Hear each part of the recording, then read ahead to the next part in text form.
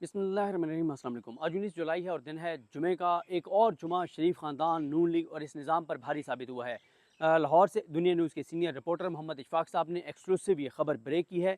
जिस खबर के मुताबिक लाहौर हाई कोर्ट की चीफ जस्टिस आलिया नीलम साहिबा ने चीफ इलेक्शन कमिश्नर से मुलाकात के बाद नए जजेस के नाम देने से इनकार कर दिया है। ये बहुत बड़ी डेवलपमेंट है, ये बहुत बड़ी पेशरफ्त है और इस पेशरफ्त से, इस डेवलपमेंट से जुड़ा है शरीफ ख़ानदान के इक़्तिदार तख्ते लाहौर पे जो उनका वो काबिज़ हैं, जो फॉर्म 47 के ज़रिए उनको काबिज़ किया गया, उनको मुसल्लत किया गया इस मुल्क के ऊपर। ये सारा मामला बररास उनके इस कब्ज़े से जुड़ा हुआ मामला है, क्योंकि आपको पता ही है कि 8 फरवरी को कौम ने किसको वोट दिए, 9 फरवरी को क्या हुआ, किस तरह से इलेक्शन नताइज बदले गए, किस तरह से चोरों, डाकुओं, लुटेरों को इस मुल्क पे मुसल्लत किया गया, कैसे 17 सीटर पार्टी को इस मुल्क के ऊपर कब्जा दे दिया गया इस मुल्क का। और उसके बाद से जो वो इस मुल्क के साथ कर रहे हैं, जो वो इस पाकिस्तान के साथ कर रहे हैं, वो मुझे बताने की ज़रूरत नहीं है, आप सब उसको भुगत रहे हैं। आपको अपने बिजली के बिलों का पता है, आपको अपने गैस के बिलों का पता है, आपको अपने घर के अखराजात का पता है, आपको महंगाई का पता है, आपको बेरोज़गारी का पता है, आपको तबाही और बर्बादी का पता है। 8 फरवरी के इंतखाबात के नतीजे में जो कुछ हुआ है। अब मामला क्या हुआ?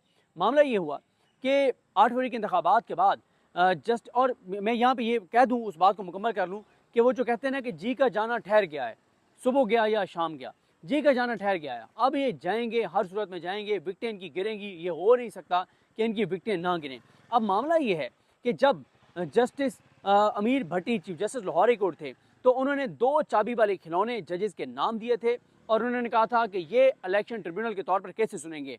आप अंदाज़ा लगाएं कि धांधली सारी की सारी 90% धांधली पंजाब में हुई है। 180 इलेक्शन पिटीशंस हैं, ये सलमान अकबर राजा साहब ने अदालत को बताया था, और 2 सिर्फ जजेस लगाए गए कि 180 इलेक्शन पिटीशन 2 जजेस सुनेंगे, और वो भी चाबी वाले खिलौने, कंप्रोमाइज्ड जजेस, कमज़ोर जजेस ये सुनेंगे, जो कि कंफर्म था कि नहीं फैसले होंगे। अब हुआ ये कि कानून के मुताबिक 180 दिन में फैसला होना था, लेकिन 2 जजेस 180 पिटीशंस का फैसला 180 दिन में कैसे कर सकते हैं? बिल्कुल नामुमकिन है। वाज़ेह मकसद यही था कि चोरों, डाकुओं, लुटेरों को इस मुल्क में मुसल्लत रखा जा सके, फॉर्म 47 वालों को मुसल्लत रखा जा सके, 17 सीटर पार्टी का कब्जा इस मुल्क पर बरकरार रखा जा सके। ये मकसद था। अमीर भट्टी चाबी वाले खिलौने वो रिटायर होते हैं, अल्लाह ताला ने करम किया कि उनसे जान छूटी, वो उस नहूसत से जान छूटी पाकिस्तान के बड़े सूबे की, पंजाब की, और जस्टिस मलिक शहजाद अहमद खान साहब चीफ जस्टिस बन गए। चीफ जस्टिस बनते ही उन्होंने सबसे पहला जो काम किया, उन्होंने 6 मजीद जजेस भेजे, आज़ाद जजेस, ज़बरदस्त जजेस, शानदार जजेस, उनके नाम भेजे और उन्होंने कहा कि इनको भी बतौर इलेक्शन ट्रिब्यूनल जो है वो नोटिफाई किया जाए। इलेक्शन कमीशन अड़ गया, मामला फंस गए। किस्सा मुख्तसर, chief justice Lahore high court Malik Shahzad Ahmed Khan sahab भी अड़ गए। उसके बाद ये मामला चला गया शाहिद करीम साहब के पास। शाहिद करीम साहब ने तारीखी फैसला दे दिया, जिसमें सलमान अकबर राजा साहब भी थे, समीर खोसा यंग ज़बरदस्त वकील वो भी थे। समीर खोसा ने, सलमान अकबर राजा साहब ने ये केस जीता, और ये केस जीतने के बाद लाहौर हाई कोर्ट के जस्टिस शाहिद करीम ने फैसला दिया कि जो नाम chief justice Lahore high court Malik Shahzad Ahmed Khan sahab ने दिए थे, इनको इलेक्शन कमीशन 1 हफ्ते में नोटिफाई करे, नहीं करता तो ये बतौर ट्रिब्यूनल काम शुरू कर देंगे। 1 हफ्ते में इलेक्शन कमीशन ने ना किया, उन्होंने बतौर ट्रिब्यूनल काम शुरू कर दिया। लेकिन सिकंदर सुल्तान राजा जो हैं और इलेक्शन कमीशन, वो रेस्क्यू 1122 के पास पहुंच गए, काजी फैसल साहब के पास। हालांकि इंटरकोर्ट अपील उनको करनी चाहिए थी, इंटरकोर्ट अपील नहीं की। रेस्क्यू 1122 के पास पहुंचे, काजी साहब के पास, और काजी साहब ने फौरन इस केस को टेकअप किया। जैसे ही केस आया, फौरन काजी साहब ने टेकअप किया, और फौरन टेकअप करने के बाद काजी साहब जो है, उस वक्त सलमान अकबर राजा साहब ने ज़बरदस्त मूव की। उन्होंने कहा जी लार्जर बेंच बनाए, 5 रुकनी बेंच बना। 5 रुकनी बेंच में भी काजी साहब ने जजेस कौन से डाले, ज़रा नाम सुनिए। जस्टिस अमीनुद्दीन खान साहब, जस्टिस जमाल खान मंदुखेल साहब, जस्टिस नईम अफगान साहब, जस्टिस अकील अब्बासी साहब। अब आप देखें, मखसूस नशस्तों के केस में काजी साहब के साथ कौन गया? काजी साहब और जमाल खान मंदुखेल साहब दोनों, और काजी साहब और जमाल खान मंदुखेल से भी आगे जो निकल गए वो अमीनुद्दीन खान साहब और नईम अफगान साहब थे। यानी काजी साहब ने चुन चुन के वो जजेस रखे, अकील अब्बासी साहब के अलावा, जिनका काजी साहब को पता था कि ये मेरे साथ स्याह सफ़ेद में जाएंगे। अकील अब्बासी साहब का वो ये एक्सपेक्ट कर रहे थे कि अकील अब्बासी भी मेरे साथ जाएंगे। गो के अकील अब्बासी साहब ने उनको बड़ा सरप्राइज़ दिया था, और उन्होंने खूब आड़े हाथों लिया था इलेक्शन कमीशन की 2 नंबरी वारदात को। और उन्होंने कहा था कि अगर मैं चीफ जस्टिस जैसे था सिंध हाई कोर्ट का, इलेक्शन कमीशन मुझे ऐसे लेटर लिखता, फिर मैं इनको बताता कि कैसे आप एक चीफ जस्टिस को इस तरह से ख़त लिख सकते हैं, और कैसे आप एक चीफ जस्टिस के दिए गए जजेस के नाम पर एतराज़ उठा सकते हैं। काजी साहब ने एक बार भी इलेक्शन कमीशन से नहीं पूछा कि तुम्हारी जुर्रत कैसे हुई कि लाहौर हाई कोर्ट के चीफ जस्टिस ने 6 जजेस के नाम दिए और तुम्हें उन 6 जजेस के नाम को मुस्तरद कर रहे हो बगैर वजह बताए। लेकिन काजी साहब ने ये केस पानी बेंच अपनी मर्जी का बना के उसके सामने लगा दिया। लेकिन उस दिन ये हुआ था, आपको याद आ जाएगा, ये वही हेयरिंग थी 4 जुलाई को जब नियाज़ुल्लाह नियाज़ी साहब काजी साहब के सामने आए, उन्होंने एतराज़ किया। उन्होंने कहा मुझे मेरे क्लाइंट्स को भी आप पे एतराज़ है, इमरान खान को भी आप पे एतराज़ है, आपने बल्ला छीना, सब कुछ आपने किया है। काजी साहब बरहम हो गए, आपे से बाहर हो गए, थ्रेट करने लगे, धमकियाँ देने लगे और उन्होंने कहा नियाज़ुल्लाह नियाज़ी साहब को कि मैं तुम्हारा मामला पाकिस्तान बार कौंसिल को भेजूंगा, तुम्हारा लाइसेंस सस्पेंड करवाऊंगा और बहुत धमकियों पे उतर आए। यानी मैं तुम्हारा, अल्लाह ताला माफ़ करे, जैसे कि मैं तुम्हारा रिस्क बंद कर दूंगा, तुम रिस्क कमाते हो वकालत करके, मैं तुम्हारा रिस्क बंद कर दूंगा और मैं तुम्हारा लाइसेंस जो है वो कैंसिल करवा दूंगा, मुअत्तल करवा दूंगा। ये धमकियाँ देते रहे, थ्रेट करते रहे। उसके बाद क्या हुआ, 5 रुकनी बेंच में समाअत हुई। काजी साहब ने कहा, अब काजी साहब ने जब ये देखा कि वो तो जमाल खान मुंतखिल साहब भी रिमार्क्स बड़े सख्त देने लग गए, अकील अब्बासी साहब भी देने लग गए, काजी साहब ने एक और रास्ता निकाला और कहा कि देखें, जो पहले मुशावरत हुई जस्टिस मलिक शहजाद अहमद खान साहब और इलेक्शन कमीशन के दरमियान, वो सिर्फ ख़त व किताबत रहा है और उसमें बामानी मुशावरत नहीं हुई। तो काजी साहब ने ये मामला दोबारा इलेक्शन कमीशन को कहा कि ले जाएं chief justice Lahore high court आली नीलम साहबा के पास, जब वो नोटिफाई हों और उनसे मुशावरत करें, ताकि उधर आली नीलम साहबा पे दबाव बढ़े, उनको मैनेज किया जाए और उधर से वो ये नाम वापस ले लें। लेकिन election commission, chief election commissioner Sikandar Usman Raja कल जुमेरात 18 जुलाई को गए थे chief justice Lahore high court justice Aali Neelam साहबा के पास। आज मोहम्मद इशफाक साहब ने ये खबर ब्रेक की है कि आली नीलम साहबा डट गई हैं और उन्होंने ये नाम 6 नाम वापस लेकर नए नाम देने से इनकार कर दिया है। यही बात उस वक्त भी जजेस ने कही, उस वक्त जब काजी साहब के पास ये केस लगा था कि भाई अगर आपने नाम देखने हैं तो आपके पास वेबसाइट के ऊपर नाम पड़े हुए हैं, वहाँ से उठा लें। ये क्या बात हुई कि आप चीफ जस्टिस नहीं बताने ना कि कौन सा जज अवेलेबल है, कौन सा नहीं है, कौन से में क्या सलाहियत है, किस तरह की चीज़ है। आप कौन होते हैं ये फैसला करने वाले? और इलेक्शन कमीशन तो खुद फ्रीक है इस केस में। इलेक्शन कमीशन खुद फ्रीक है।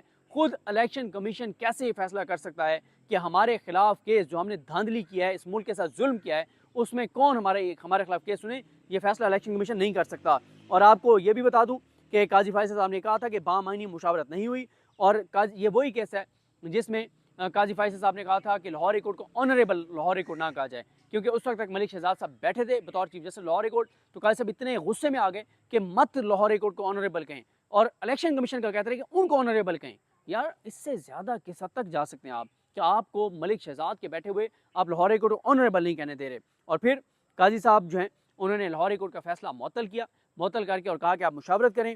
और साथ ही जो सारा ये मामला था उस पर मैं आपको बता दूं कि आली नीलम साहबा जो डट गई हैं, कौन कौन से आज़ाद जजेस हैं जिनके नाम बतौर ट्रिब्यूनल अब बरकरार हैं, जो अब काम शुरू कर देंगे। लेकिन उनके नाम भी बताता हूँ जो अमीर भट्टी साहब ने नाम दिए थे, बाकी बाद में बात करते हैं। पहला नाम जो जस्टिस मलिक शहजाद अहमद खान साहब ने दिया था वो जस्टिस शाहिद करीम साहब हैं, जो गुजरांवाला, गुजरात, हाफजाबाद, मंडी बहाउद्दीन और नारोवाल के केसेस सुनेंगे। जस्टिस मोहम्मद इकबाल साहब का नाम दिया था जो फैसलाबाद, चिन्योर, टोबरटेक सिंह, झंग, पाकपतन, ओकाड़ा, सरगोदा और खुशाब के केसेस सुनेंगे। यानी इन एरियाज़ के फार्म 45 पे जीते हुए पीटीआई के जो MNAs MPs हैं उनके केसेस ये जजेस सुनेंगे। तीसरे जज अनवार हुसैन साहब हैं जो लाहौर के केसेस सुनेंगे। चौथे जज जस्टिस सुल्तान तनवीर अहमद हैं।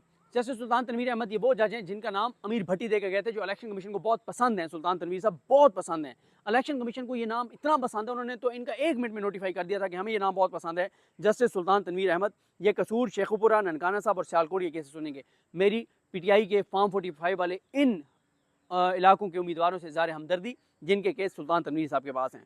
उसके बाद आ जाएँ अगले जस्टिस आसिम हफीज़ साहब, इनका नाम मलिक शहजाद अहमद खान साहब ने दिया था। ये बहावलपुर, बहावलनगर, रहीमिया खान, लोधरा के केसेस सुनेंगे।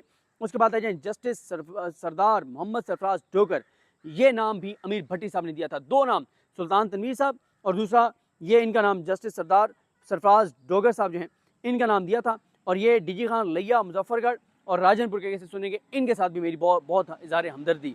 उसके बाद जस्टिस राहील कामरान, इनका नाम मलिक शहजाद अहमद खान साहब ने दिया था। ये मुल्तान, बखर, खानेवाल, विहाड़ी और सहीवाल के केसेस सुनेंगे।